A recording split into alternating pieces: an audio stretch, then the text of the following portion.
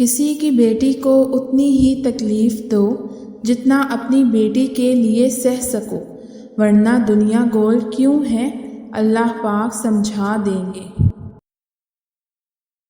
کبھی کبھی آپ کو ان غلطیوں کا بوجھ بھی سہنا پڑتا ہے جو آپ نے کی ہی نہیں ہوتی، اور ناکردہ غلطیوں کا بوجھ انسان کو اندر سے ختم کر دیتا ہے۔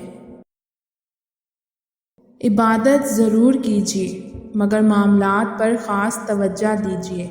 کعبہ کے چکر لگانے سے لوگوں کو دیے ہوئے چکر معاف نہیں ہوتے۔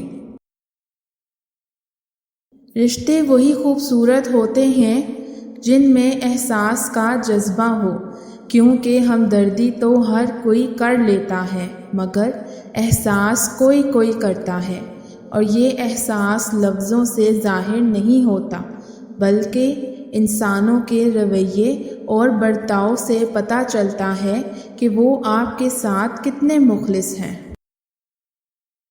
عزت اور محبت کی اگر بھیک مانگنی پڑ رہی ہے تو مر جاؤ، تمہارا کوئی علاج نہیں۔ جب کسی کا وقت آپ سے قیمتی ہو جائے تو وہاں آپ بھی اپنا وقت، احساسات اور جذبات مت ضائع کریں۔ بیٹیوں کو اپنی جنگیں خود لڑنی پڑی ہیں، پھر چاہے جنگ کردار کی ہو یا اعتبار کی۔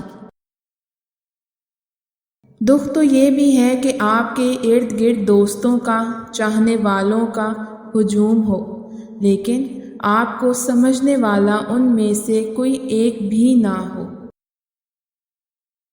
کسی کے ساتھ غلط کر کے اپنی باری کا انتظار ضرور کرنا، کیونکہ قسمت جب تمانچہ مارتی ہے تو وہ منہ پر نہیں، روح پر لگتا ہے۔